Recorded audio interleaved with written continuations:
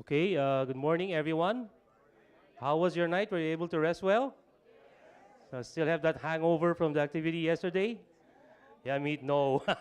We need more, bitin, in other words. So, yes, now we go to the second day, which is the International Bridging Leadership Colloquium. So, we show them what we're doing here in the Philippines. We're now going to hear the stories from at least three countries.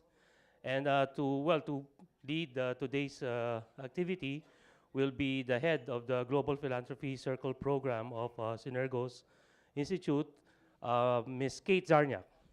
Thank you. Good morning, everyone. Hi. It's great to be here. As Ricky mentioned, my name is Kate Zarniak, and I am a director with Synergos. On behalf of our team, we are absolutely thrilled to be here to share our international experiences in applying bridging leadership. And as it happens, this is the 20th anniversary of the work that you started here in the Philippines, so it seems very apt that we're holding this colloquium today. Speaking of anniversaries, this February marks my own 5th anniversary at Synergos, believe it or not.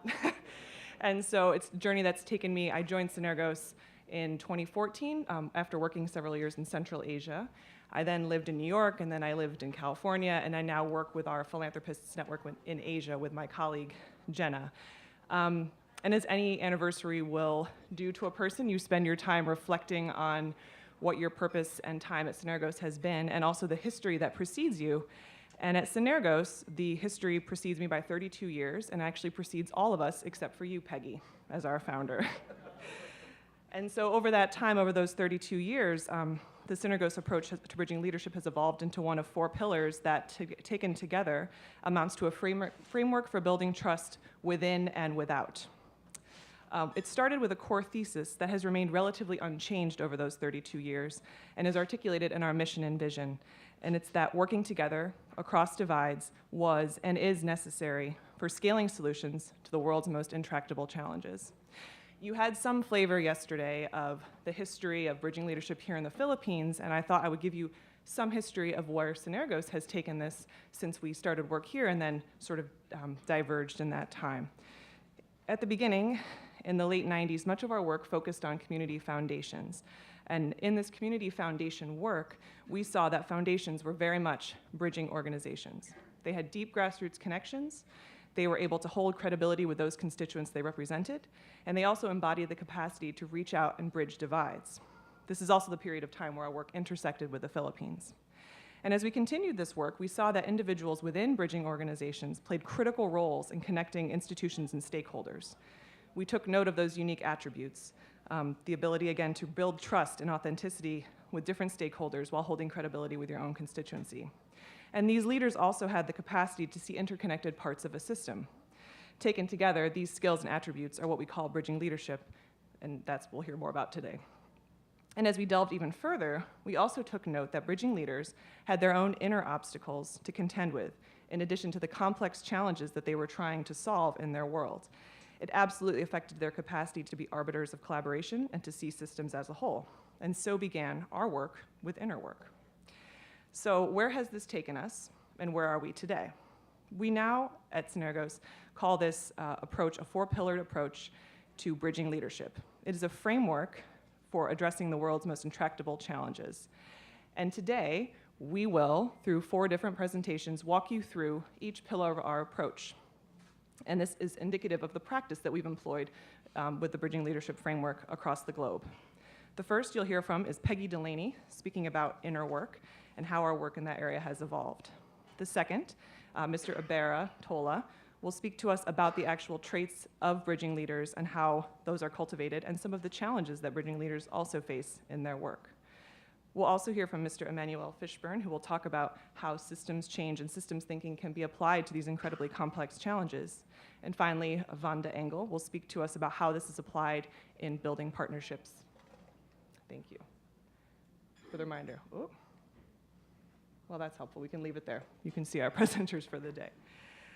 So, and In addition to these 4 presentations, we at Synergos and the Global Philanthropist Circle, which is the unit that I work with, are also applying the Bridging Leadership Framework in our work with next generation philanthropists across the globe. We've started this work in Latin America and are very excited to bring it to Asia starting next year. So today, at this point in time, is very exciting for us because in addition to the work that we'll hear today, we as an organization are also looking to bring bridging leadership more front and center in our work as a whole. And this also comes with the joining of our new CEO, Henri Van Eegen, whom some of you may have met yesterday. Bridging leadership seems to be more important now than ever before. Trust is on the decline worldwide, and we're seeing more and more people revert into their silos of fear and containment when we really need to be reaching out more and more. So in this room today, to bring us to the present, I'm just thrilled to be here to represent Synergos, to be your MC for the day, to guide us through this process where we'll have our incredible speakers introducing their work. There is much to explore and there's much to be done, but I'm excited to see what can evolve from here going forward. With that, it is my pleasure to introduce you to our keynote speaker, Synergos' founder and co-chair, Peggy Delaney.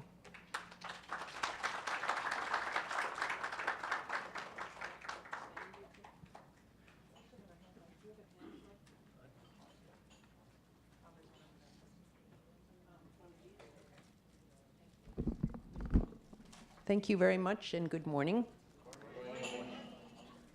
So I always get a little nervous before I start speaking, but in this case, my nervousness, I'm sure, will transform itself into excitement. And actually, all last night and all this morning, I've been very excited because the group assembled here is probably the most experienced group in the world around bridging leadership. And so our team is really looking forward, not just to making our presentations, that part we might be a little nervous about, but to getting feedback from all of you, and questions and comments and criticisms, whatever, so that we can really deepen our collective experience. And I just wanted to say that at the end, we're going to be doing a little inner work exercise. Did this stop working? Hello, hello? Yeah, there it is. And so if you could, I don't want anyone to sit at a table by themselves, so if anybody's by themselves, maybe they could join another table, so that after we do the exercise, there'll be a little bit of table discussion. And I hope I can keep myself disciplined enough so we'll have plenty of time for all of that.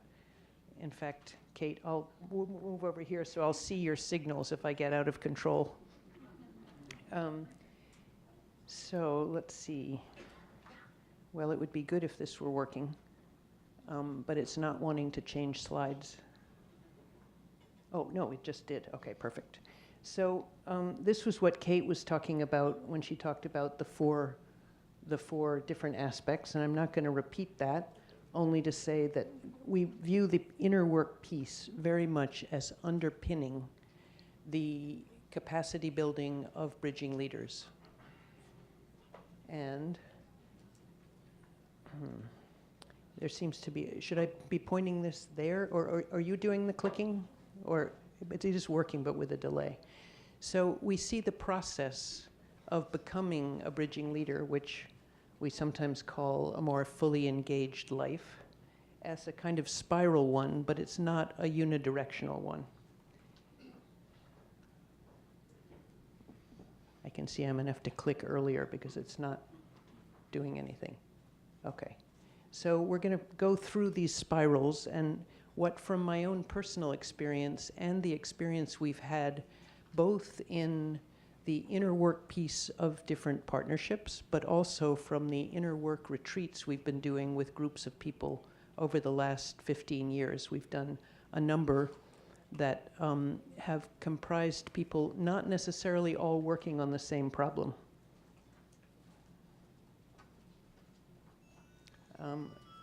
Okay, so as I began to reflect, mainly initially through my own experience, I started to think, what holds us back from being our best all the time? Our best, by that I mean our fully developed self. And I really think that it is one form or another of trauma. Can you see the screen from there? Okay, I'll move around a little. That trauma creates in us a variety of possible things, which are hopefully going to show up in a second. There. So the ones that I found the most common are shame. Something happened to us that makes us feel we really don't deserve to exist. Fear, which is a very common one. Rage, and grief. And I'll say from a personal perspective that when I first wrote the paper, and there are going to be copies of this for you later if you want them, I left out grief. And it was only about 3 weeks ago that I realized, my goodness, grief is such another big piece of the wounding. How could I have possibly left it out? Because I've been having so much grief. So I lost my brother, my father, a lot of people who were close to me over the last 4 or 5 years.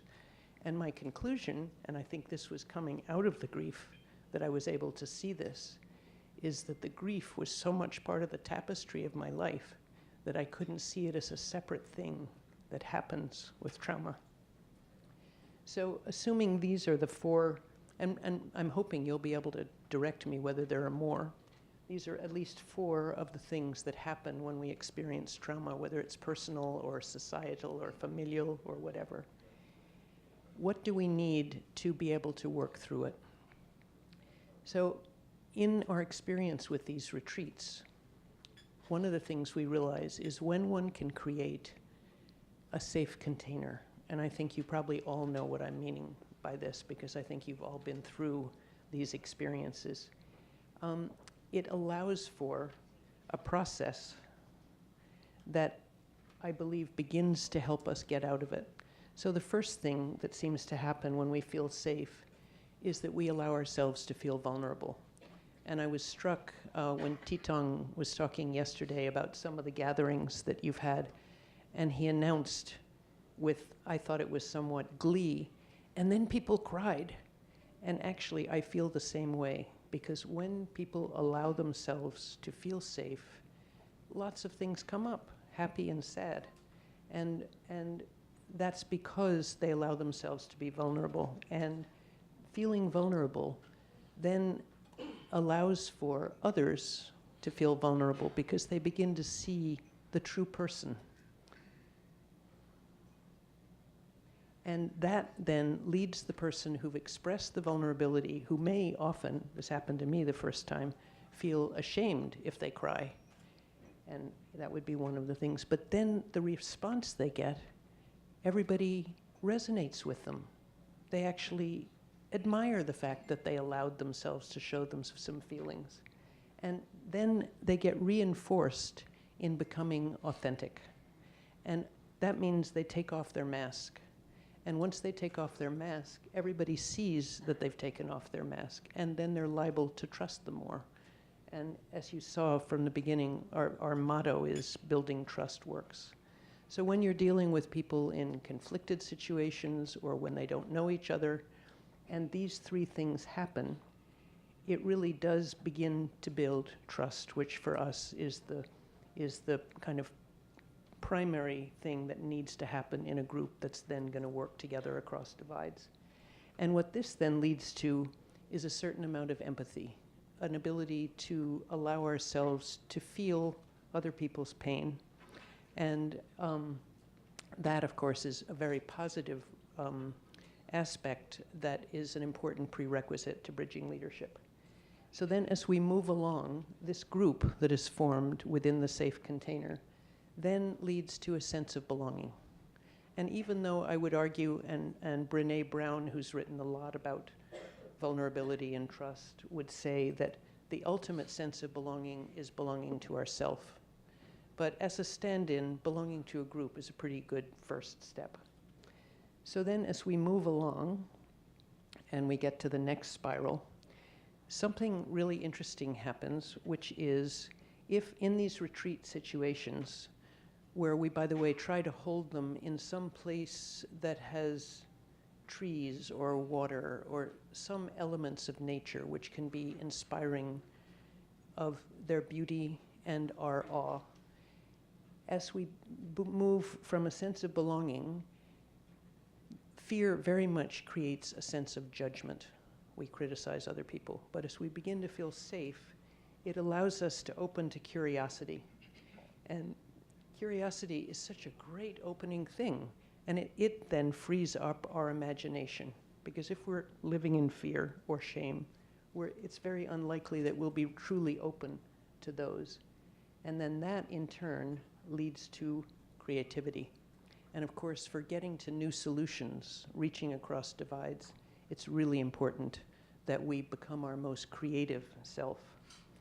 And the background to that is exposure to beauty and awe in whatever form it takes. It might be the beauty of seeing someone else melt, or feeling our own love, or seeing a beautiful sunset, or a tree that we resonate with.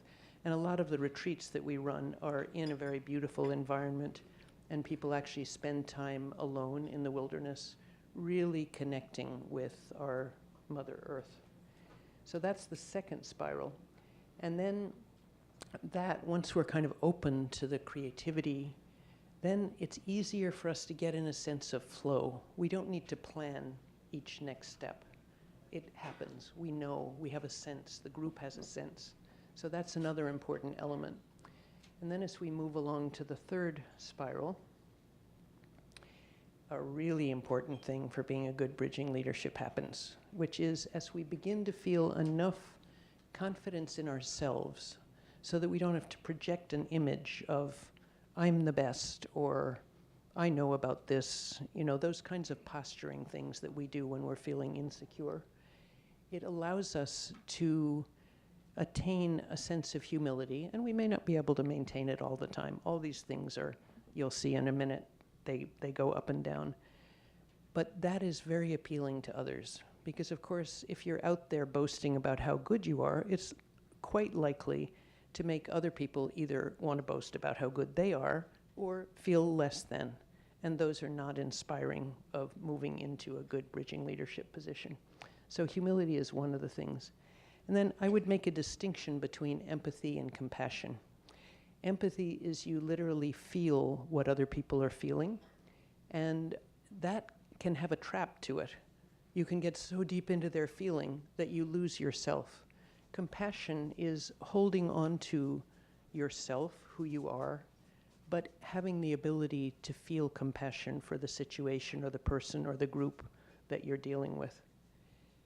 And another aspect that seems to come up in this third spiral is gratitude. And I'm sure all of you, when you pray or see a beautiful sight or see a baby or whatever, it just opens the heart. Gratitude is the most heart-opening thing I think that we can feel. And staying in a state of gratitude as much as we can is obviously really important and a big prerequisite to love, which is, of course, fundamental to all of this. And then finally, connectedness.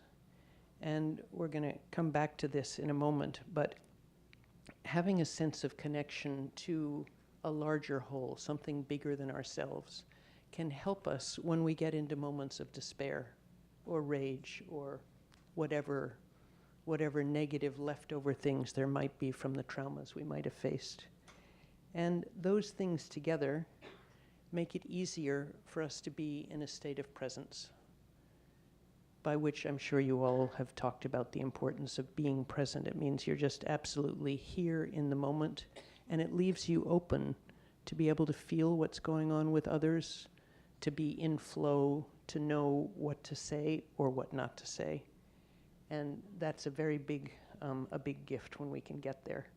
And finally, all those things together are what we've talked about as leading to, we could call it on the one hand, a fully engaged life, but we could also call it the ability to be a really good bridging leader.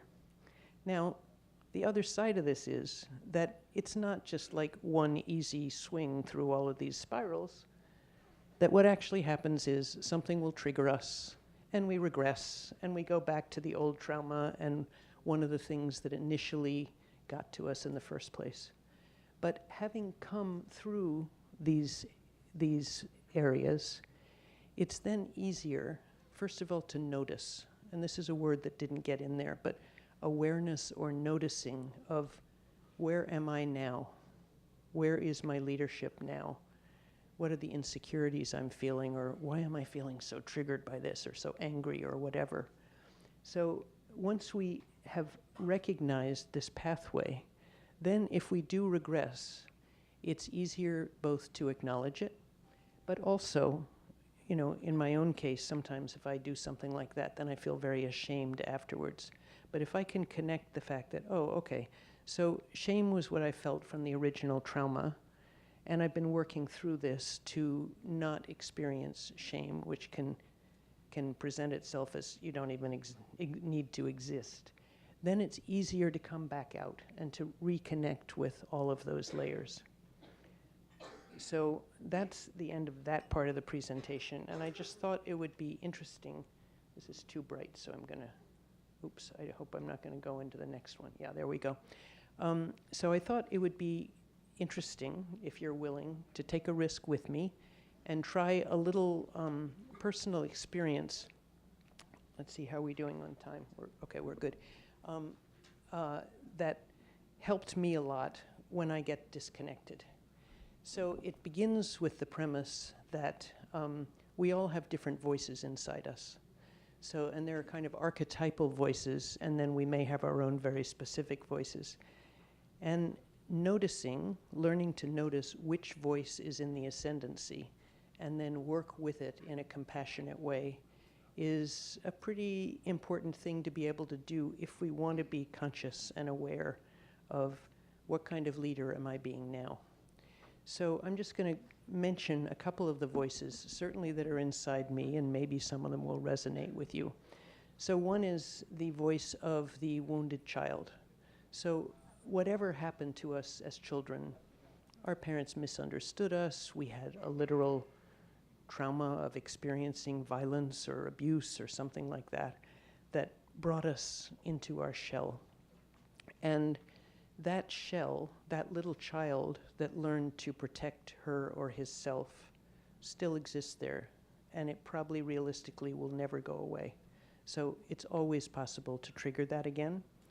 And in my own case, I know that if I get really insecure, that child may speak up and say things or feel things that I don't experience as my daily self.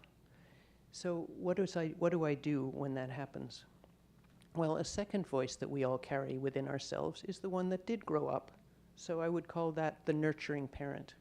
That's the aspect of ourselves that knows how to take care of others, but also, for the most part, knows how to take care of ourselves and our needs. But sometimes, here's what can happen. The little child, which I'm going to represent with my left hand, in a minute I'm going to ask you to each do this. The little child gets so angry or ashamed or sad that she, in my case, is really too strong for the adult voice of me to reassure and comfort. And that's a difficult situation, because if we're only depending on ourselves, and we really can't count on our parents or our loved ones to do this for us, this is something inside that ultimately is our own responsibility. But sometimes that's not easy to do. So a teacher of mine suggested the following exercise, and I'm actually going to ask you to do this, and then later by tables we'll have a little discussion, and then we'll have time to talk about it as a group, it or anything I just said. So if you can imagine in your left hand, like make a fist in your left hand, and try to envision who is that wounded child. When you experience something that doesn't feel like the normal adult you, it might be a great sadness, it might be anger, it might be hurt, whatever. Try to imagine that. And then in the rest of your body, imagine your nurturing parent self. And the nurturing parent self is really trying to calm down the wounded child self. And this is one of those moments when he or she just can't do it. It's just, the hurt is too bad. So I would even suggest, if you want to, because I'm not going to be showing anything else, to close your eyes as you do that. It'll be easier to begin to imagine. And then what you might do is just hold your right hand out and begin to feel the connectedness that comes with whatever your sense of the divine is, whether it's the Mother Earth, whether it's God, whether it's the divine feminine, a spirit, anything that for you represents real connectedness. It's the source of unconditional love. So this source is the only one that actually can really help us in those very difficult moments. You might even feel a little tingling in your fingertips as you do this, as that energy begins to come in. And you might feel it coming up your right arm and then going down through your body and up through your body, and eventually going out through the left hand where the wounded child is. And then I would ask you to bring the left hand, that fist, into your heart chakra, right in the center of your chest. And put your right hand, through which this sense of connectedness and infinite love is coming in. And that sense is circulating through your whole body, but then it's coming around and it's coming all the way into that left hand. And then the right hand represents both the nurturing parent that's really trying to comfort you, but maybe didn't have the strength on its own, and the source of infinite love that never stops loving you no matter what. So cover the left hand with the right. And I'm just going to stop for a minute while you begin to feel that.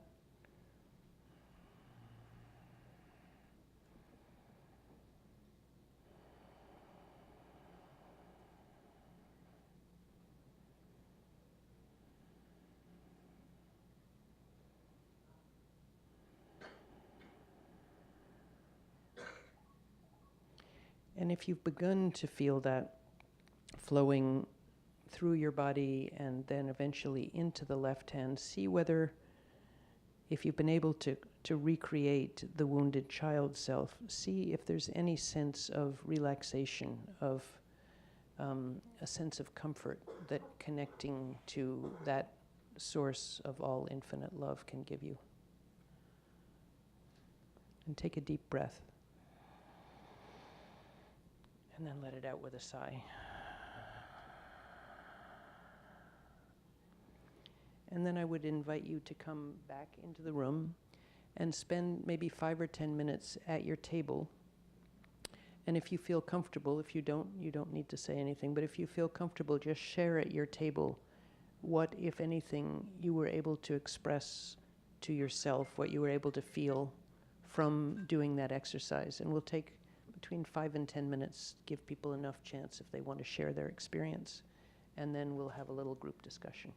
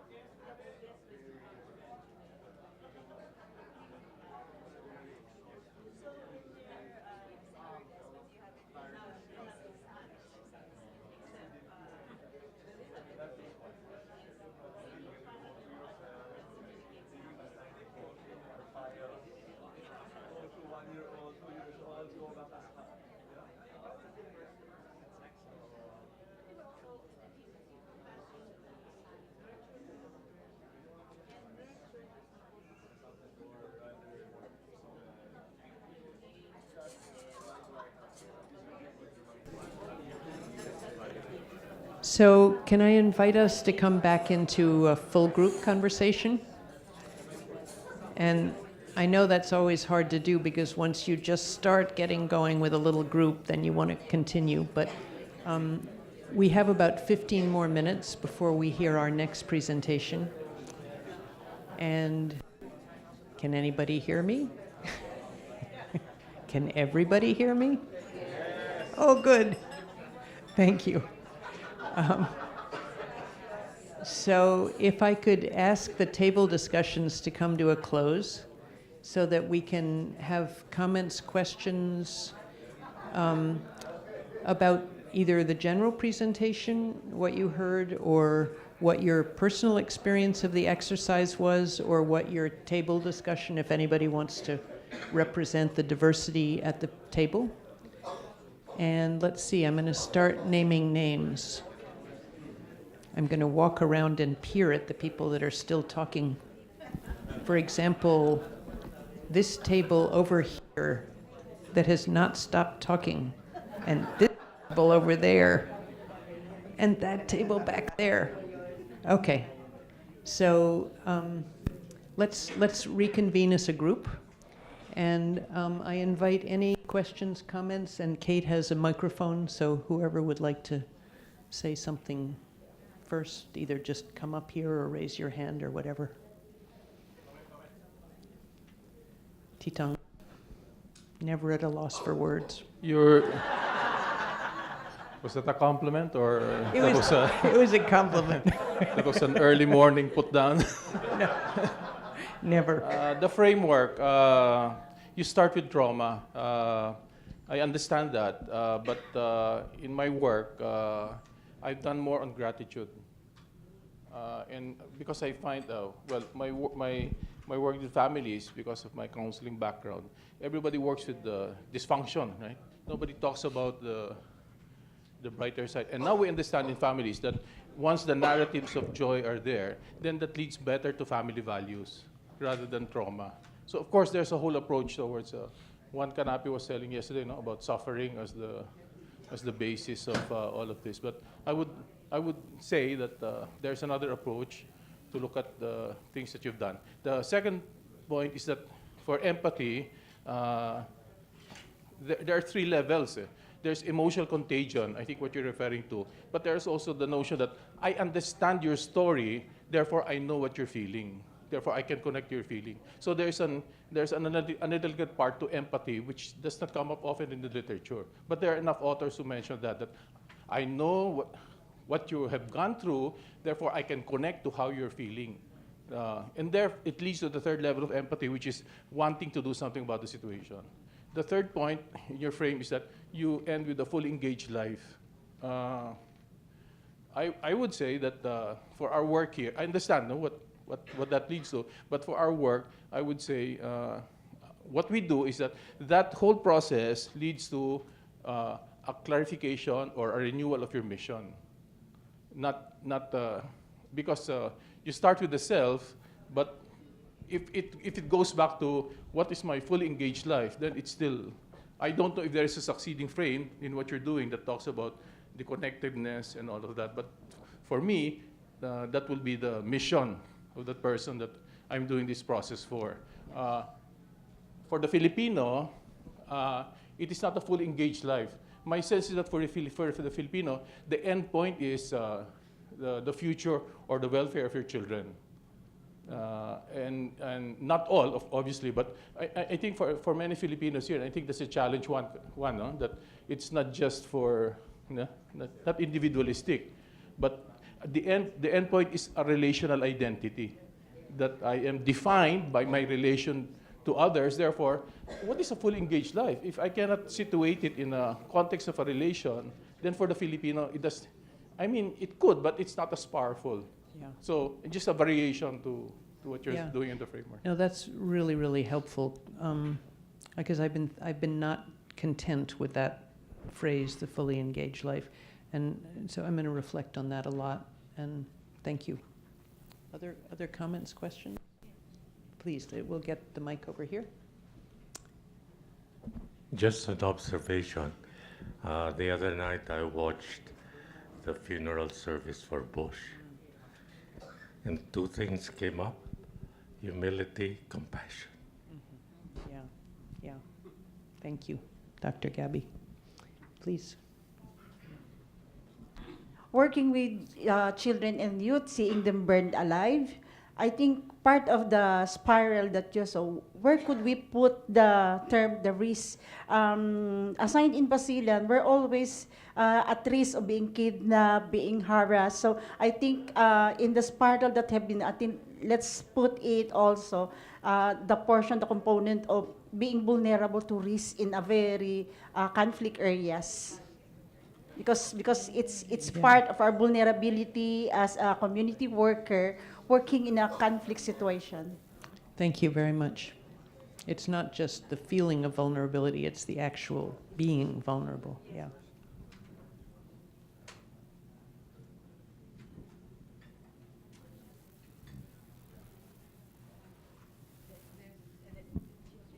Yes. I was just touched because I used to teach trauma healing, and the spiral is very much at home with me. And I can see that as a bridging leader, looking at it, it also gives us more motivation and the reasons why we are committing ourselves because of the vulnerability of the young child. For me, during our sharing, I could say that because of that pain, because of that grief that we have, it also motivates us to work more for our children and the healing of the children that we are. Yeah, thank you so much. I was thinking that in a way, what comes out if we go through the spiral is a clear sense of purpose, which usually has to do with service and love. And I think that might be a better way of articulating that.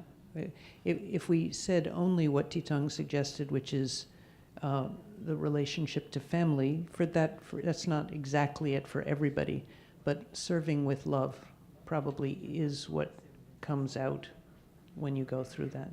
Thank you. Yes, Gisela. Kate's.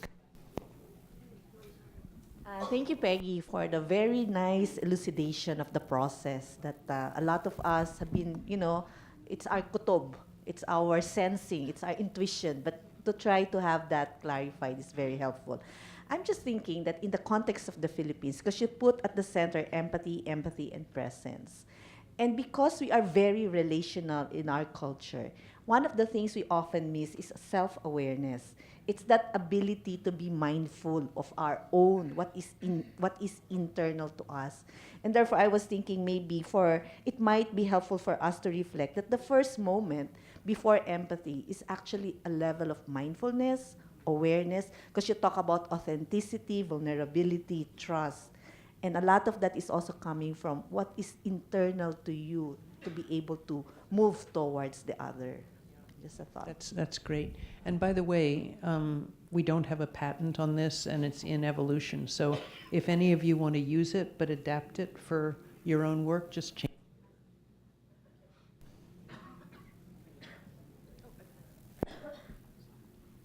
Adele.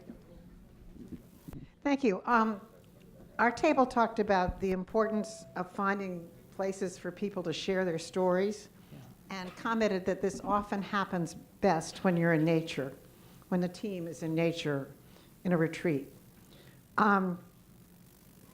We also talked about the importance of interfaith groups and the role that they play in bringing people together and enabling that spiral conversation to happen.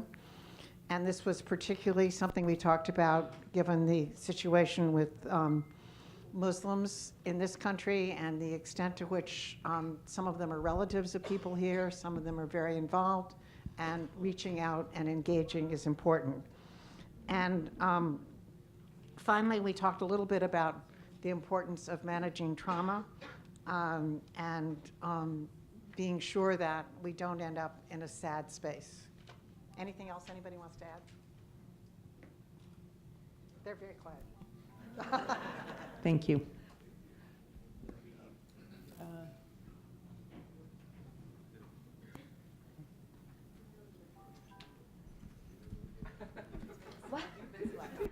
I have been PowerPointed.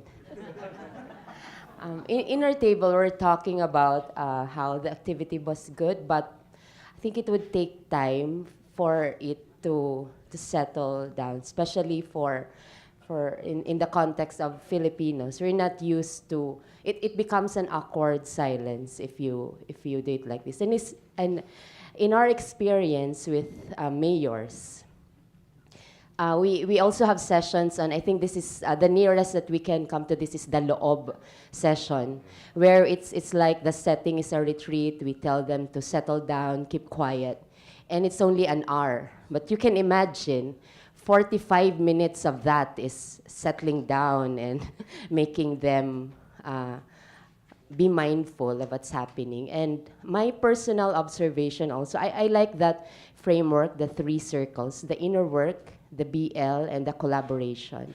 Because in our 5-year experience, we always say that BL is not for everyone.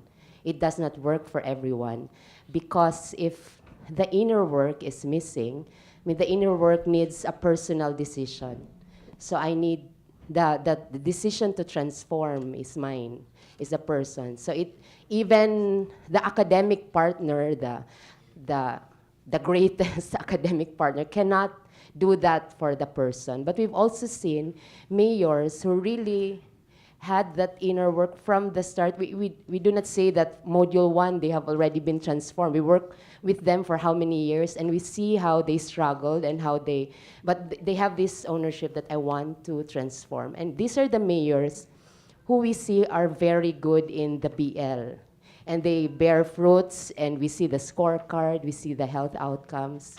So I think that's the difference. The BL becomes just an ordinary program if there is no inner work. The collaboration outside becomes unsustainable if there is no inner work.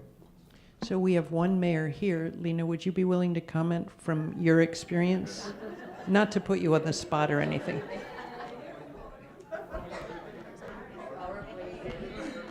My number 1 fear, Miss Peggy, is speaking in English. That's why yesterday, when Dr. Garilao requested me to be in the international colloquium, I thought But I told Dr. Joyce, Doc, but I cannot speak straight English. That's my fears. But yes, it's must start in ourselves. Because anything they teach us, if we don't really internalize or we don't accept, it will not show. Yeah, we have first ourselves. So, because I'm always thinking that it is God who put me here. It's not me. Now, even now, I'm speaking English. Maybe the Holy Spirit is is helping me. Because Doing I'm a good job. I'm more effective in speaking in my dialect with other mayors. Yeah. I'm more effective in sharing myself to them that we have God given us the position to be so that we could influence others to follow us, and our work would be easier because we as leader they look up to us, but we will really work because it will always be it will begin on ourselves then, so that we could share to and influence others. So thank you, Miss Peggy, for calling me. I thought I will not speak English today. Well,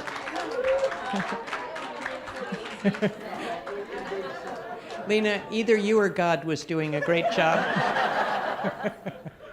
And if we put together these last two comments and look at the different words, the first circle, which is the sort of personal work, if we connect doing that and getting a bit more of a sense of self-confidence with the word that I used, flow, and for me, flow is what you described. It's as though we're being a medium for something that's coming through us. And then the word connectedness, which is connected to something larger. It makes it so much easier because we don't have to worry about ourselves performing if it's something passing through us. And then I think that transmits itself, as you just did, as real and true. So thank you. We have time for one more question or comment. Oh, we have two raising their hands, so if you're reasonably quick, we can do both. Oh, I see, yeah, okay.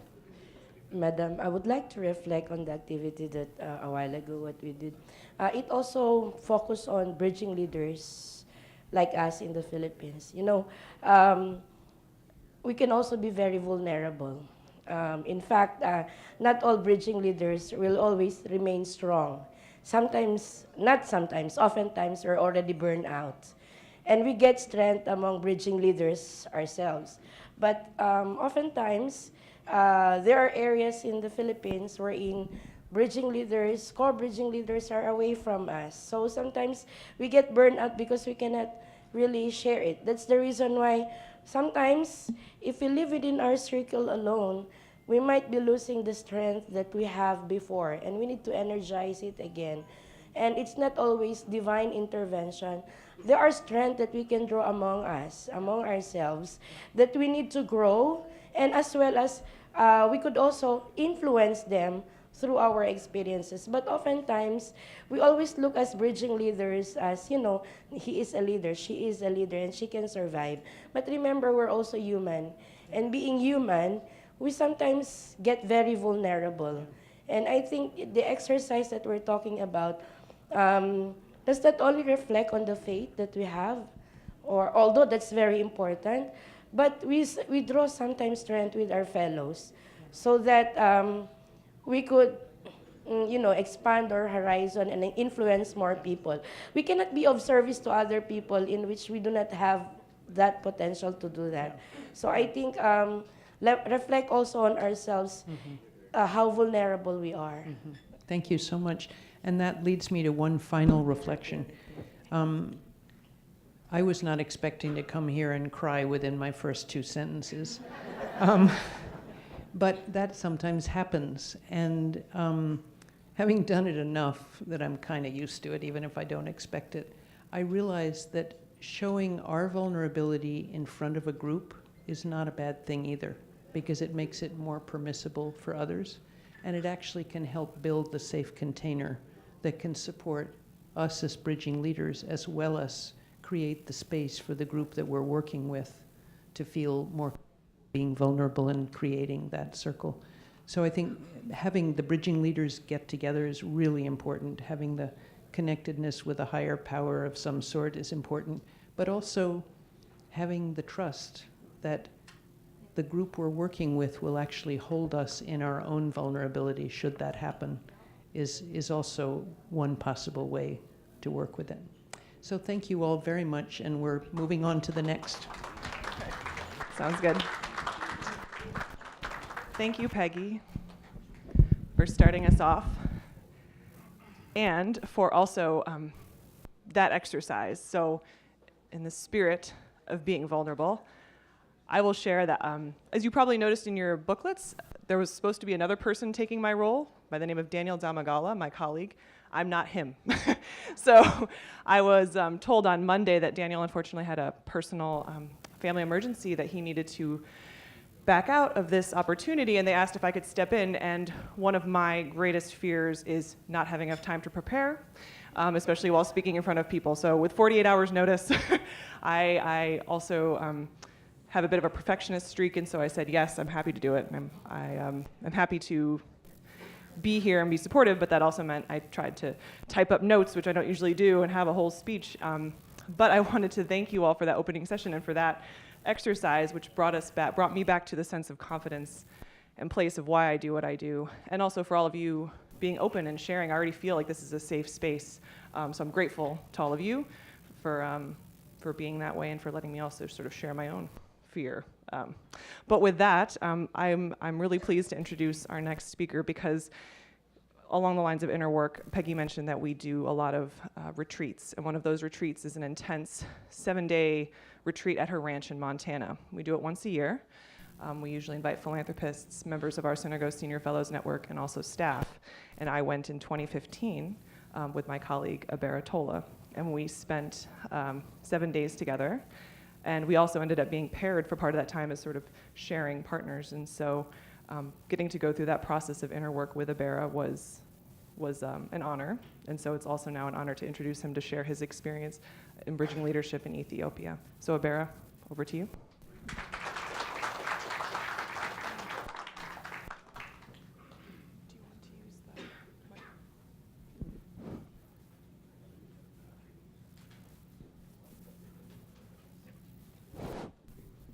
Thank you, Kate, and good morning. Yes, my name is Abarra, and let me get off this picture first. And sorry. And I will start my the Ethiopian version of bridging leadership. So maybe if it is not compatible with the Philippines one, just ask you for your excuses. So let me just give you a brief overview about Ethiopia. Ethiopia is located in East Africa, and population we are about 100 million people.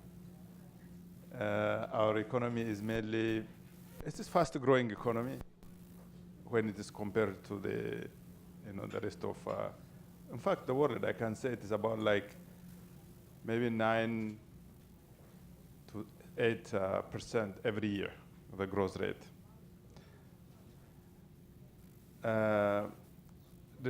We depend mainly on agriculture, like 50% of our foreign earning is coming from agriculture.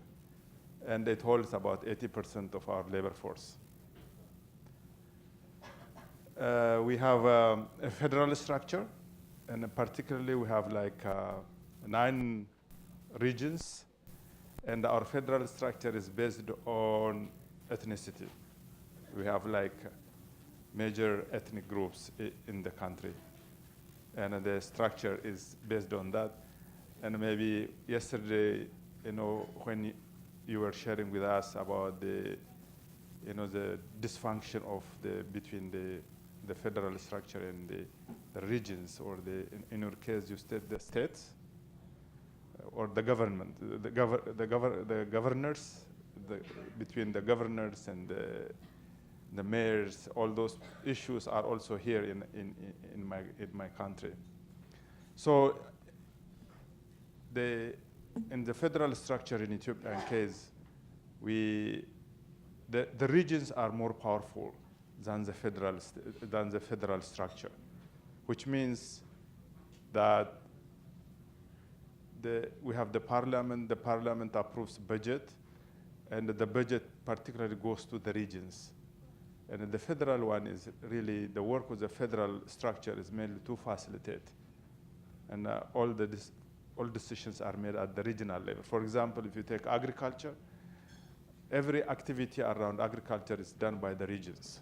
And the federal is just giving some expertise, some kind of support.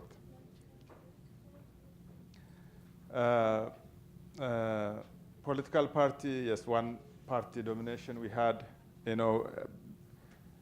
We were in a sort of authoritarian political tradition where democracy, human rights, and other things were just luxury for us. We had an emperor. From an emperor, we had a military dictatorship. From military, we are, the guerrillas won the military. The guerrillas became leaders. And still, that situation is really around there. So this is just to give you just kind of overview. Then we have Synergos in Ethiopia. It's established in 2011. It came with the support of establishing a new structure called Agriculture Transformation Agency. And then to facilitate that agency, through the Gates Foundation, we came to Ethiopia so that we can help this agency to transform itself to a higher level. That is the purpose. That's why we went into Ethiopia. So these are the institutions we are closely working with, like the Ministry of Agriculture and Livestock. We have Agriculture Transformation Agency, and we have research, cooperative agencies, Ministry of Health, Office of the Prime Minister. These are the institutions we are working with. So, which means that in Ethiopia, Synergos is not as such an area-specific expert, but we are more there to support to build the capacity of government institutions. And mainly our project was financed, supported by the Bill and Melinda Gates Foundation. And of course, we have also other donors like the Big Win, which is supporting our health, related to health. When I say health or agriculture, we are not doing health or agriculture. Instead, we are developing leaders in these institutions.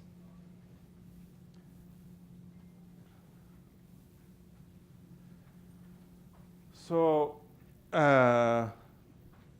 when this is the way we define bridging leadership, this is Ethiopian context. We say that, of course, like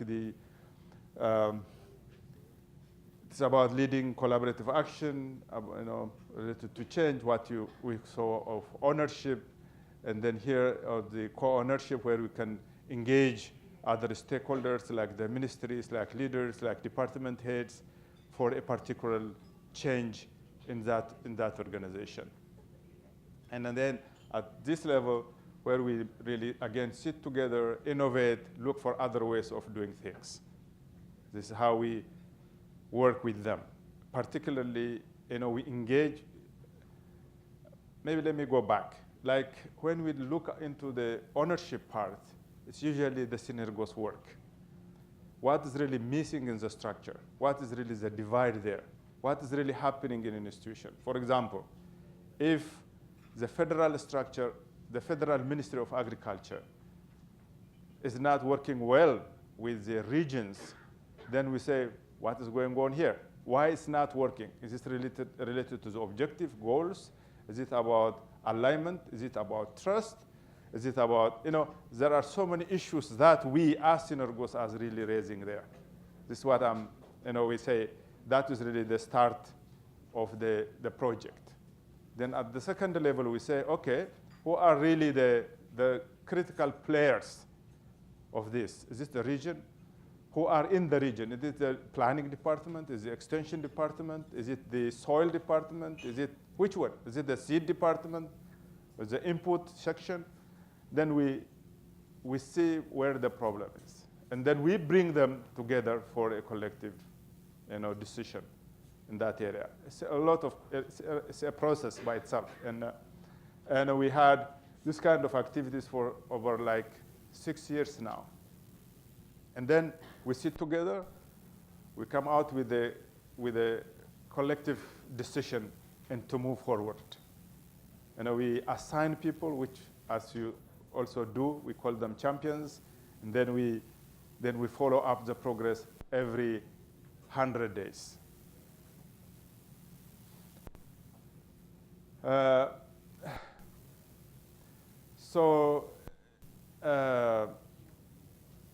When we say like bridging leadership is trust for us, either there should be a trust in the process as well as in the person who's really doing the job.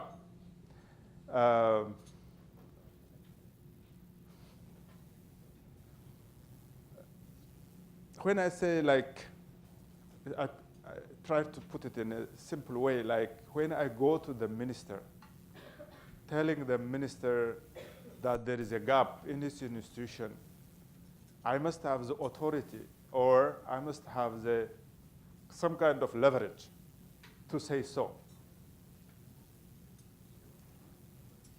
Which means that how can I just knock at the door of the minister, get there, sit with him or with her, and talk about the problem in the Ministry of Agriculture?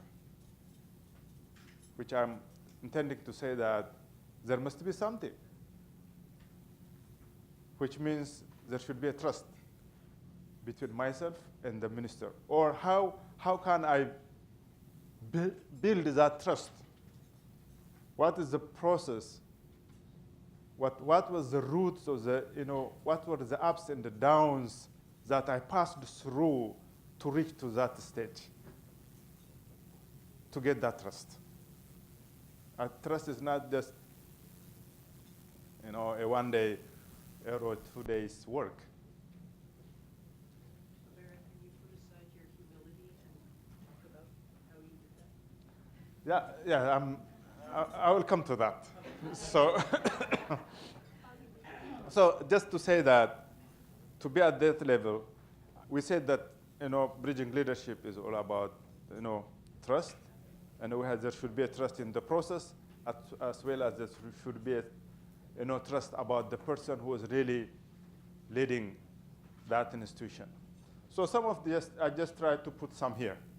What is that person should have to have that trust? Like integrity,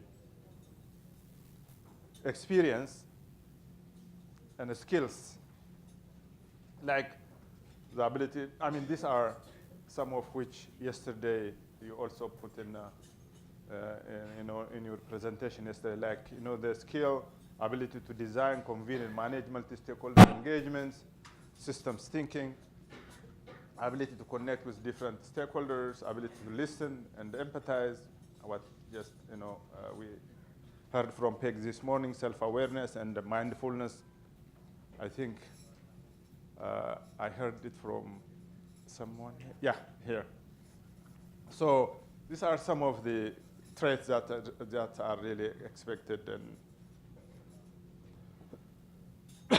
And the other is like, that's why I'm doing it. By the way, we are connected. I don't have my egos. I just, down to earth. When I enter into the office of the minister or the head of the directorate, I always shake the hands with my 2 hands, just not even 1 hand. Bow, say hello, smile, not just artificial thing, just from my heart. Just, show love for all of them. Even for all those are very bureaucratic, and even for those whom we have our own biases. And the other is, being non-judgmental and, accept them as they are and then work with them. This is why I can say we are maybe successful in the work we do. Yeah, I appreciate, we recognize, if he's a directorate of extension, he is a director of extension anyway. We have to appreciate that, we have to recognize, and we have to help that person in his position without really judging, without labeling, without, and then as much as possible to be honest, and resist all forms of manipulation from, this is what some of the points that just helped us to be successful in that environment. And I love the last one most.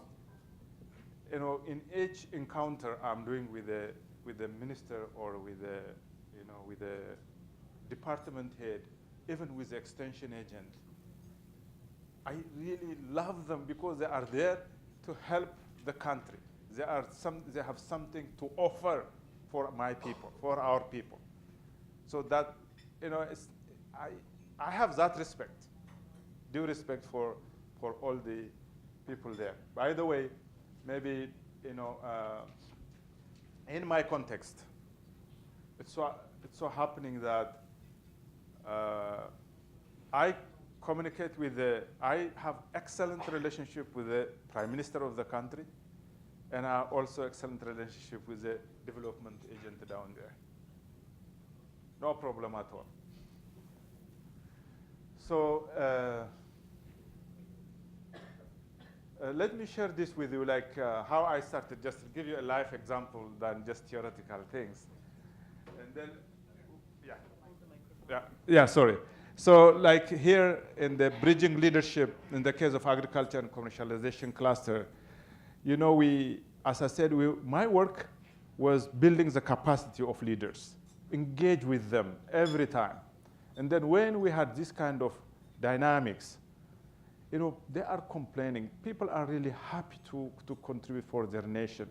No one is really there to hurt, another person. But the problem is sometimes it's, personal. Sometimes it's like, lack of capacity, skill. So I said, we have to do something around this. So the same with the agriculture on the ground. As I mentioned earlier, agriculture is really everything for us. If we just move a little bit in agriculture, which means we can move a little bit on our GDPs. So that is where, this is a critical thing to do. And then when they bring me everything about the Ethiopian agriculture, putting like wheat, coffee, or teff, or maize, these are, everywhere in every part of the country. And then we looked at the map, and we said, okay, we have to do something around this, because we have the largest development agents, maybe in the world, I can say. We have 50,000 development agents to work on the ground. And we said, okay, we should not continue the way it is on our agriculture. And then we came, as Synergos, we came with the idea of commercialization cluster, which means, and then, look, it is just the first step. It is all about ownership. We owned it. And then we said, okay, let us go for a research. And then with the Gates Foundation generosity, we get $1 million to do the research. And we were right. The research found out that it is better to look into each crop as a commodity.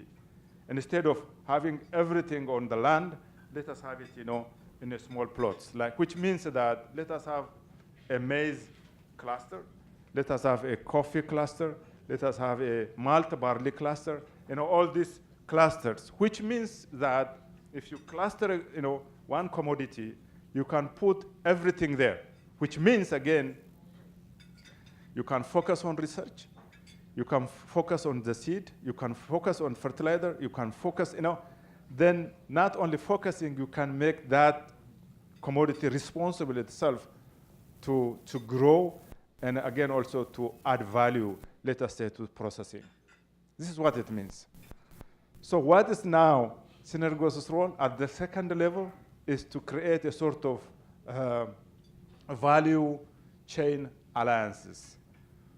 These value chain alliances are a group of stakeholders where you can bring every stakeholder. Let us take malt barley. Malt barley is grows in one area, and we bring malt barley cluster, which means you bring the buyers, like Heineken, Agio, and others there, and you bring farmers, you bring cooperatives, you bring banks, you bring insurance companies, you bring traders, seed providers, research institutions. This never happened before. So that is what Synergos does. Create those value chain alliances and have that stakeholder engagement. And what came out of this is we call it a contractual agreement. An agreement between the farmer, the producer, and the buyer. It could be Heineken, it could be Diageo, or it could be any, brewery. And then we tried every plan, saying that how much quintals or how much ton is the cooperatives are going to produce or to deliver for Diageo, how much is the bank is going to give a loan. This was never done before. So the farmer is able to sell his produce before he produces the malt barley. So there is no problem of looking for a market. Before, there was issue of a market, which means when the buyers look into the market saying that, okay, there is a lot of malt barley now, the price goes down. The same with coffee, as you know. So this is some of the examples that just I wanted to give here. So let me come to the trust issue here. When I started this cluster initiative in those big regions, 4 regions, it's a new idea. There is always resistance to new ideas. And we did our power analysis in the house. And we said this thing can only be realistic or can be on the ground if the structure accepts this new idea. Unless the structure accepts, unless the power speaks, no one responds. So I had to go to the president of each big regions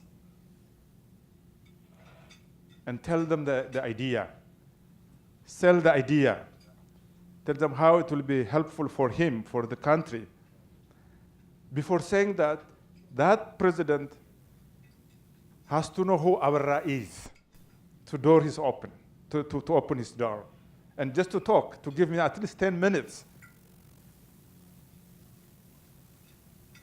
So that's where trust comes. Okay, it's at Abarra. Okay, let me talk to him. That's where it begins. Then as we that started at the regions, we opened offices in the regions, and the cluster program started on the regions. This has happened 6 years back. And as leaders, as development practitioners, always we have to think of impact. Is it sustainable if Abarra continues to lead the cluster project, or should the government own it? The government should own it. We are NGOs, after all. And then we created an office under the office of the president, so that the person who's leading the cluster would have direct access to the regional president. We put some budget for that, and today, talking about impact, the last one, is almost in one region, 90% of agriculture is now under commercialization cluster. Maybe when we come to Addis, you know, if Peg invites you there, you can visit those agricultural commercialization clusters. Some are, in fact, thinking of transforming themselves to processing, like in those avocado cluster, like the red pepper cluster, and others. So that's how our work all connected to creating an impact on the agriculture cluster.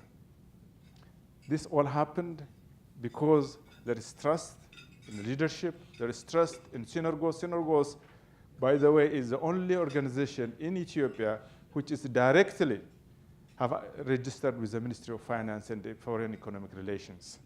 We are not under the charity law because all our money goes to capacity building, and we don't have any program on the ground, on the farming or on the irrigation. We don't have that. That's a privilege. This is just one practical example that I just wanted to share with you. The second one is related to, to the conflict which is now happening in Ethiopia. As I mentioned to you, we had this authoritarian political tradition where we never had the privilege of enjoying, elections, fair and free elections, where we have a media or freedom of assembly, freedom of speech, this kind of thing. Because of that, there were so many, opposition forces which were really trying to overthrow the government through force or through armed struggle. So when the current prime minister came to power, he opened the door for all political organizations to come in. He lifted, in fact, to some extent, the terrorist law, which was instrumental to suppress different political organizations or dissents. And then they came in, but unfortunately the country didn't get peace. It so happened that when these political parties were talking how to continue, they were looking for a person who can really moderate that discussion. And so my name came to that, and I was invited just to moderate that discussion and help these organizations really to maybe come to something, which even I didn't know what would be the outcome. So many of them, like how many? About 20-something political organizations, including the government, were sitting there. And then I crafted the agenda, and just one question only. That was saying, okay, guys, we are here now. Anyway, let us not go to the past, because we know the past. Because we came here together, and now we have this opportunity to change, to shift, to a higher level. And what would be your plan to go forward for the coming, there will be an election in the coming 2 years. So what is your plan? What do you offer the people of Ethiopia? This was just one question for all of them. To be honest with you, all of us, myself including myself, were frustrated with what all of them were talking about the past. How they started the armed struggle, how many people were sacrificed, this and that, how they, so no future, no light there. And then, even with the media, with the others, we are all frustrated with that. And then I said, okay, guys, let us stop it here. Maybe deal with a group. And then I convene one group. And this group is where my ethnicity itself belongs. And 14 of them sitting in a room, myself, trying to moderate. And I said to myself, okay, Abarra, now, how can you elevate yourself to some level and not to be taken away by what is really happening here? Don't forget, I myself, as I said, I belong to this group. I have my own views.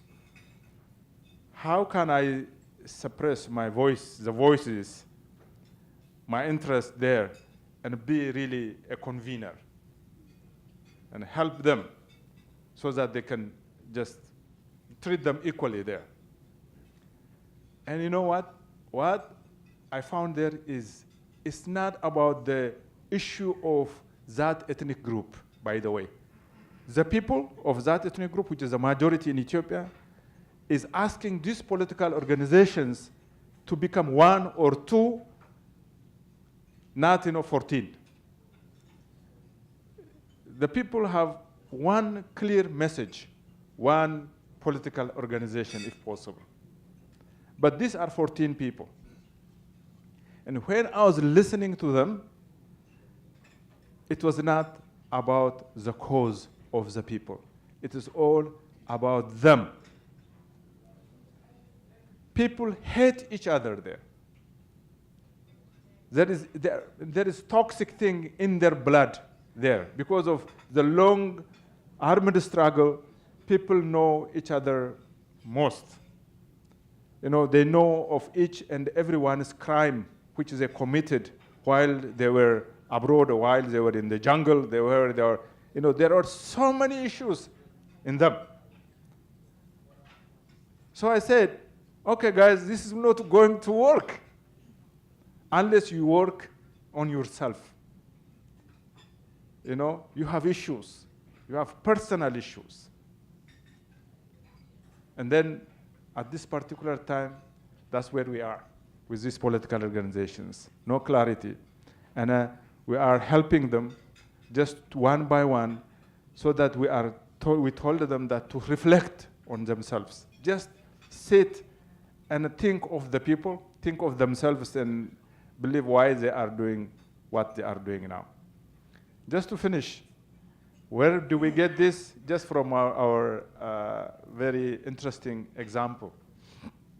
When we have this, bridging leadership, reflection with the ministers, with the department heads, my colleague Riola asked, like 8 people there in the room. 2 were ministers and 6 were state ministers. And she asked them, oh, by the way, how many of you were really, interested in agriculture when you were a child? None of them. None of them. All of them were forced by the education policy. In Ethiopia, the education policy, when you go into the higher college, you will be assigned based on your grades. And then they went to agriculture, to University of Agriculture as a result of that education policy. And one of the state ministers was saying that, I said, how come you are coming from this big region? How come that you didn't even think of going to agriculture? He said, Abra, are you crazy? I grew up tilling the land with my 2 oxen. During the winter, I have all rain on me. I ran from that, to be a different person. Why do I go into agriculture again? So these are the people who are really leading our agriculture. So if it's not in our something here, it will be really difficult to achieve something for ourselves as well as for our people.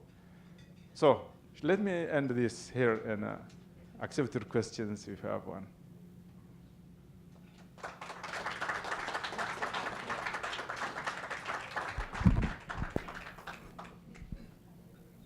Any questions for Abera? You do have extra slides. I do? Yeah. I do? Because, you know. But no, you go with your process. It's good. Questions for Abera? So, sorry. So these are, where is my? This ends.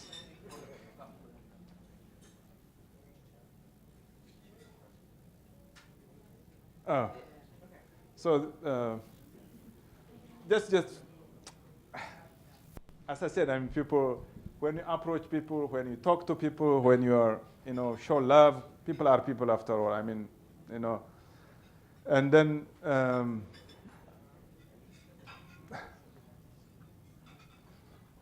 so this farmer whom we are working very closely in some of the areas.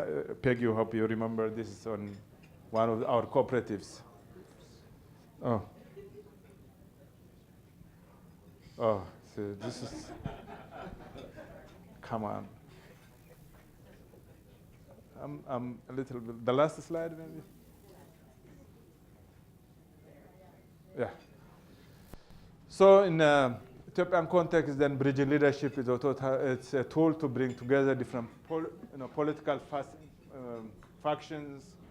And particularly, I'm proud of talking about bridging leadership, how we brought different departments in the Ministry of Agriculture together, how we helped them to have one goal, objectives, and the deliverables, as yesterday's discussion. And we put them some indicators to solve those issues, particularly also among different kinds of ministries which are not at all coordinating their work, ministries which are in fact sometimes become antagonistic. Sometimes, even in the Ministry of Agriculture, it's amazing when you see the difference between research and extension. It doesn't even look as if they are going for one objective, enhancing Ethiopian production, agriculture. People are sometimes, so ministries, commissions, also strengthen and support different departments. As I said, these are in the ministry and also in the Ministry of Health. And yesterday, when you are talking about the health issue in Philippines, we tried to help to create community labs in Ethiopia for issue of stunting and for issue of nutrition in very affected areas. Stunting is also another very serious issue in Ethiopia. The Synergos work is not about health. It's about creating those community labs, about bringing all those stakeholders at the community level so that they can immediately affect or impact on nutrition issues on the ground. We have these regions and valleys where stunting is really rampant. So those tools are really working very, very well. Again, with these community labs, like UNICEF, like UNHCR, and with the leadership of the government, which we created, is now showing some results in community in these stunting areas. So, shall I stop here? Don't go away. So I'm hoping maybe if I stand right here with Abera, and first of all, force him to stay here, and second of all, maybe give him a little courage to speak a little bit more about his own story. Because before I do that, I'll say one thing. When we first started focusing on bridging leadership at Synergos, we had a lot of resistance on the staff because they all said, oh, well, that's fine for you to do. You know a lot of people out in the world, you can bridge, but how could we be helpful of that? So I wanted to say one thing about our philosophy about it, which is if you look at each society and the world as a social tapestry, and every cross stitch of that weave has areas, whether it's a family, a community, a region, et cetera, that need to be rewoven. So there are roles for everybody in this.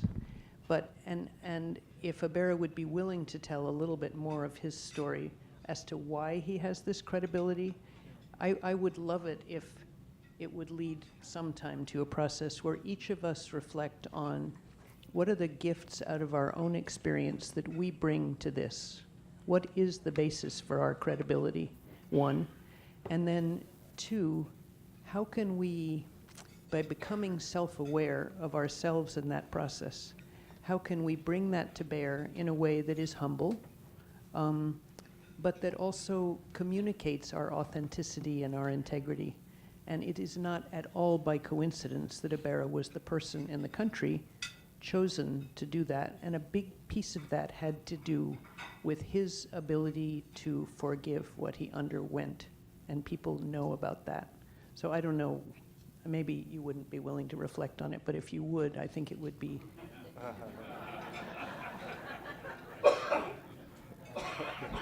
I think it is, yes.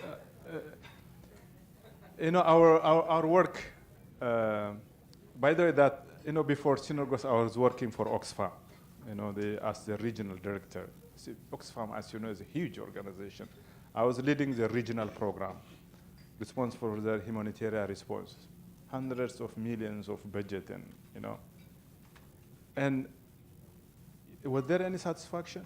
Yes, like if you just see all the campaigns, if you just Google on the coffee campaign, fighting against the Starbucks, fighting against Nestle, all these multinationals, we started them there in Ethiopia because of our coffee campaign. I was the person who was leading that. You will see all those reports. I had satisfaction because there were farmers who are now getting better price as a result of that. And finally, I said, okay, what is that I'm doing now? And nothing, to be honest, was just always running, burning, running, and then never had a time to just think about myself and having my potential, helping the country better. As you know, it's just, again, an NGO thing. Then when Synergos came, I said, when I just read about Synergos, about something different, really different thing. And then I said, okay, let me join this organization, which is really now, I can say honestly, a little bit a different person now. I mean, I have time to think, I have time to build this trust with people who are really making difference in the country. So, what is really I don't know if this is really something different or a gift, or I don't know what to say, but I'm that person. I mean, helping people with what they do. When Peggy came to Ethiopia, we would just simply go to the prime minister or the president, and they are willing to share their, what they think about Synergos and how that. And with me personally, I forgive. What Peggy wants me to talk is just my personal life. I was in prison for 10 years. And in prison, all things happened, like any political prisoner. I mean, when I was just from the university, they took us about, how many of us? About like 150 of us in one day, the military. And few of us survived. Very few of us survived. The torture, the humiliation, whatever. You know what happened in Latin America, what happened in Africa, all that. And then the day when the guerrilla controlled the city, we were able to go out of prison because the military is now defeated by the armed struggle. And we were all happy because we are out of prison, after, and then about 4 of us just, going, and we went to a place where they incarcerated all the torturers, all the military people. We went there, oh, you see, that is a colonel, that was a general, that was the guy who did this to you, this is the guy who did this to me, all that bitterness. And then from there we went out and we were just walking like this, and we saw a person coming to us. He didn't see us, but we saw him. His name is Getachew. He's the one who did very harm, particularly to me, you know, and also to one of my colleague, my friend there. And all of them were so, you know, you can imagine, you know, when you see, you know, in a free air, this is not prison now, you have the upper hand, this guy is now, you know, he's running, you know, and then he just saw us. We saw him in his eyes. And now my friend who was with me, who is now living in the United States, was just running to grab a stone, just, you know, finish him off there. And the other guy, his name is Mulugeta, is very tall, like about 2 meters. And he was also, you know, I see him, you know, like, you know, anger is beating, you know, eating his lips, and, you know. And when I saw that guy, he's almost dead. You know, he already, you know, went down. So many things happened. You know what I mean. You know, just like, you know. And then I had to just face the other, my own friends and say, no, he's already dead. You know, we don't have to be like him. And he couldn't believe it. He just kneeled and they said, okay, don't talk, let's go. And we left him. So this is what I, you know, never shared that, I don't know, I just shared it with Peggy, and now we are making it public. So, so this is, to be honest, I don't know why I did it. Even now, I don't have bitterness. You know, like, that's why I think everything is really open to me. You know, the current prime minister really, you know, he went through one of my workshop, you know, training leadership, you know, all the, you know, the military guys and all the, you know, very close. And I can say I don't have any enemy in that country. So this is what I can say.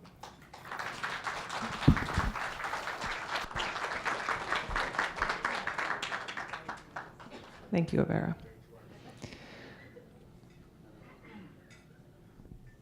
Have any questions or comments? Out of curiosity, whenever you try to build peace and try to to resolve the conflict, and we always say there'll be trust. The thing is, we start without trust, right? So are we still willing to engage even if we can't trust or really don't have any feeling of trust with the parties we're in conflict with?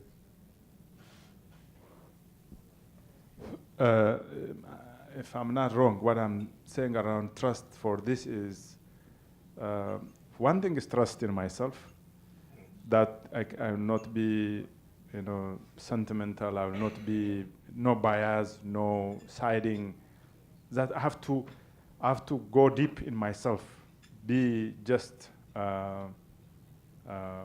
maybe negotiate with myself, so that I will not be in this, you know, so that I can be, you know, helpful for that. The first thing is, should be the process. Those guys must have confidence in the process, that really, you know, the process is there to help them, not to work against them. And the other thing is building trust. There is a difficult thing, you know, because first it has to start from the person who is really sitting on the table there.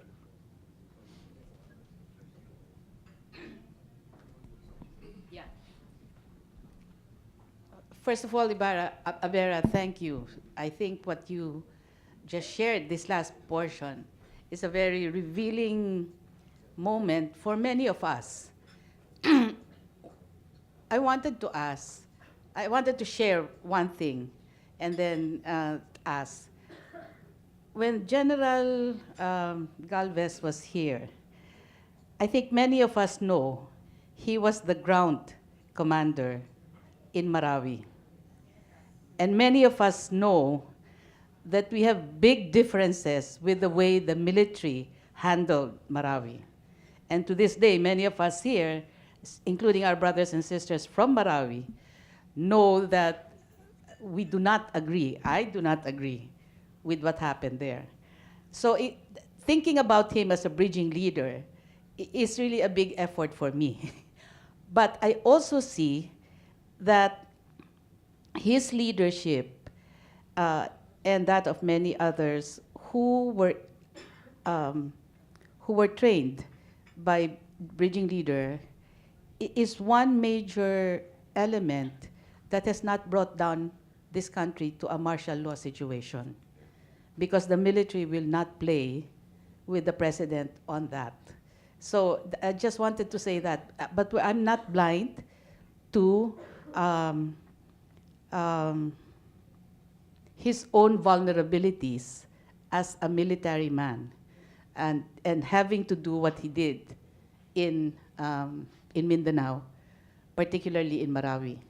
Because as he related to us yesterday, he was also very instrumental in keeping the ceasefire for 3 years in the Maguindanao area with the MILF. And everyone will, I think, agree on that, that peace was really a major, the ceasefire was a major effort which allowed for many developments to happen in that area.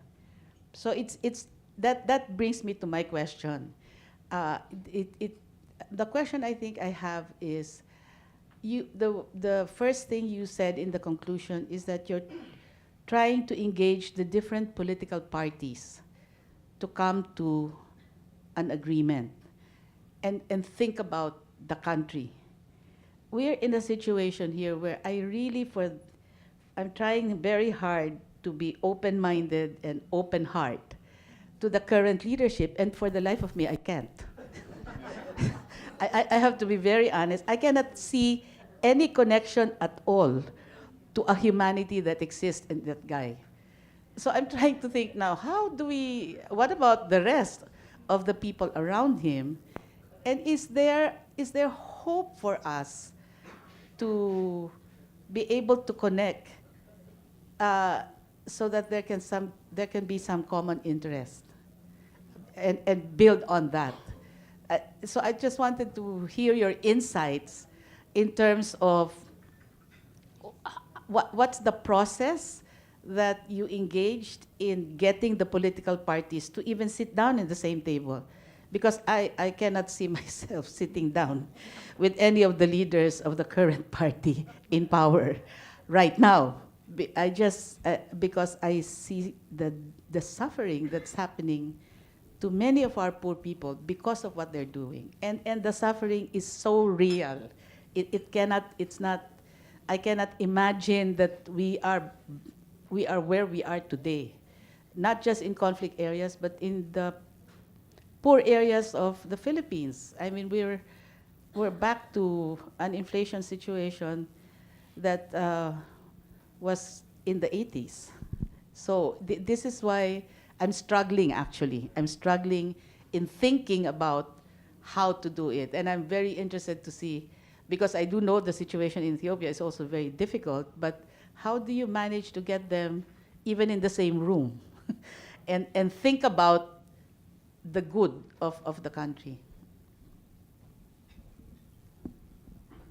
Yeah, to be honest, Dinky, I was amazed yesterday when I asked that question, and when the chief of staff said that the Filipino military never engaged in brutal action to suppress the voice of maybe if that was really true, it's a big thing.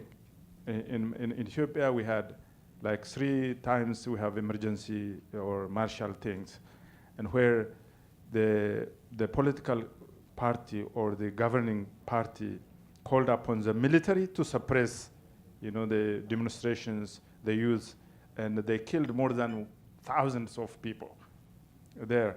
And as a result of that, people really hate the military because they are instruments of suppression. Of course, they are instruments of suppression, but it should be there, under the Constitution, saying that the military is really only there to protect the country from foreign invasion, not to suppress, its own citizen there. I mean, it is in the Constitution anyway.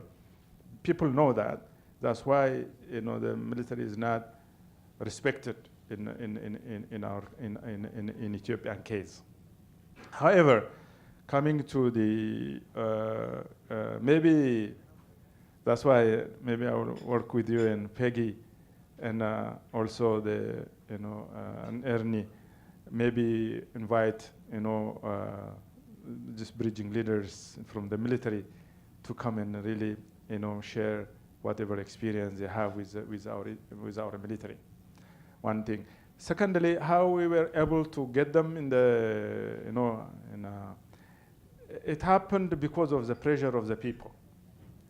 People were asking, say, okay, go away. We don't need you. Or just work among yourselves. Clarify your points. What is that you are going to deliver? What is your program looks like over the coming 5 years? People are asking. And we are also moving to an election. And because of that, the political organizations themselves are desperate to get their views, to the people. So that was what is really pushing them, to, and the media, but also, to some extent we have really some, independent media which is really pushing these political organizations, to come to their senses. And these are particularly the pressure of the people from different regions is the one. Of course, so unfortunate about the social media. The social media is a divide. Like anybody gets into, this kind of information, the Facebook thing, whatever, is really disrupting, the situations and helping the situation. I don't know. I'm not against that, but really, it's one of the divide we are currently facing in our society, in Ethiopia.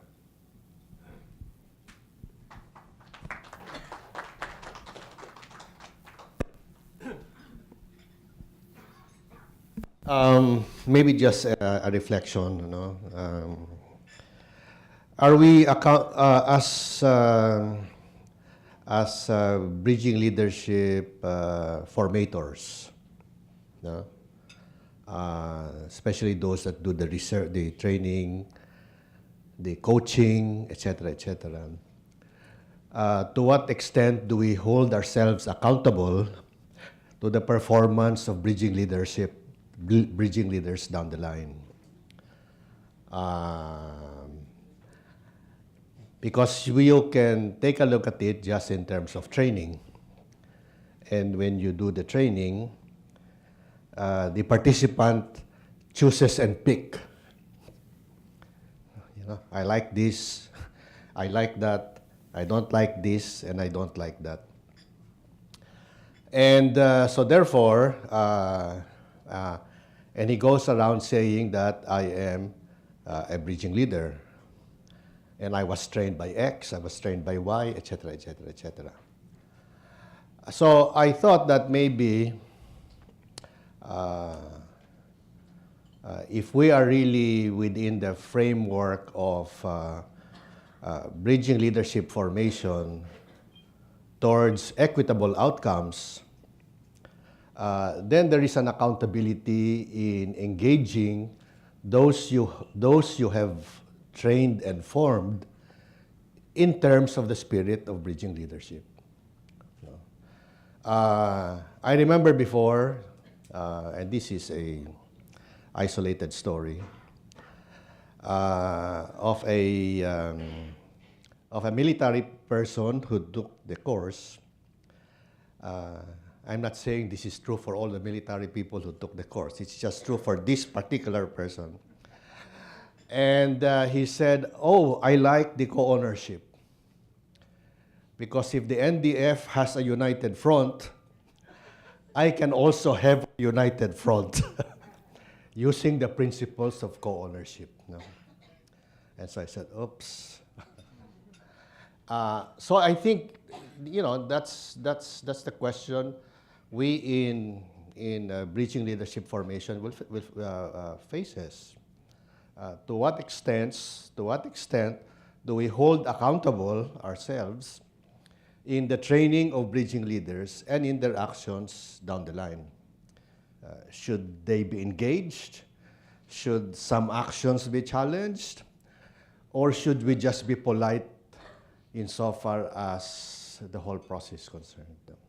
So it's a thought.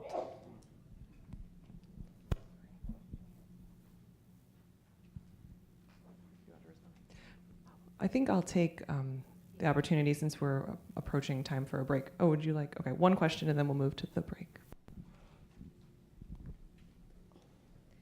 I'll read because I don't want to get emotional when I speak about Marawi. Of course, the situation in Marawi is so hurtful that us from the area take a nonchalant attitude towards the inefficiency of government and how things are working right now. Because if you take them to heart, really, it will affect us and it will mean do or die for us in the area. And that means really revolting against the government or the military, or even among our own clans. But as a bridging leader and listening to your story, I am very curious, what process did you actually go through so you can be forgiving and engaging without really being emotional about it? Because right now, we just go through the motions. If they have a training on something, and those who are from Marawi, Dr. Allen will bear me out, we just go to the training, whatever training. But I don't think anybody from Marawi City really sees inside. Because if we do that, I think we're all going to crack. And so you're very strong, and I think there is something in your experience that we can learn from.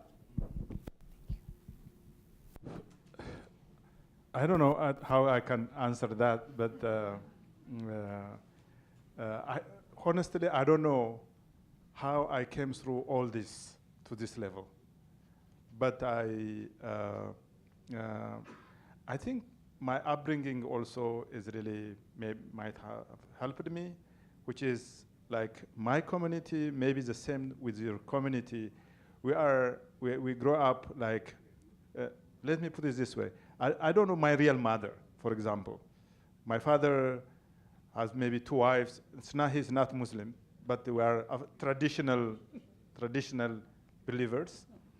And then we're in the same compound with other brothers and sisters. That's how I grew up. I run to that one, I get something. I run to this house, I get something. That's how, grew up there when I was just a child. And then to this level. If I'm not exaggerating, for example, I never had any kind of, back and forth with my wife or with the mother of my children. And she was always asking, why, how is this really happening? It just happened. And with my life, with this kind of work, I think I developed through that. And I'm not saying that I'm unique, but there are many like me, hundreds and thousands like me there. But with the government people, with everyone, it's not easy. People just label you, people just judge you, people just say a lot of things about you, but you have to move on. You have to move on. I was really working very closely with the previous prime minister, Malaysia. Now he's, he was asking us, he was, talking to us in his office. The same with the current one. Also, because I don't have any other vested interest. My interest is really to support the government, build the capacity, just share the values of synagogues with government. I know that government would would bring change. So I'm not saying that everything was just straight. There were so many ups and downs. People judge you. People just give you names. People just particularly if you are development practitioner. If you are also with your ethnicity or with your religion, people just put you in a box. It's up to you to say, no, don't put me in this box, please. I'm not, I don't belong here. You have to fight it, and show yourself, your true self, to the whole people. That's your responsibility. But it's not your responsibility to put pressure on others to trust you or to believe you. You have to show it from your heart. You have to, show it in action, with your words, So that's what I can say. No. And it doesn't mean you don't have to have anger, right? No. I'm an angry person sometimes. I say no. But have you forgiven your torturer? Yes, I did. Yes. That's the man. Yeah, that's the man. Yeah. By the way, I was the one who also I was with other people. There are many like me who are really forgiving, and for all those, we lost more than like 2 million people during the military. All are intellectuals, all are educated. In prison, we were about more than 50,000 people in prison alone. So all these people, when some were released, some were dead, and others. And there was a campaign from many of us for those people to be released, after they served about 20 years in prison. We have to be a little bit higher than them, though. Thank you, Abera. That's a great note to end on. Thank you so much for sharing. All right, we'll now go into a 15-minute break, and we'll come back in 15 minutes. I know we're a few minutes behind schedule, but we'll aim to start by 11:40. Thank you.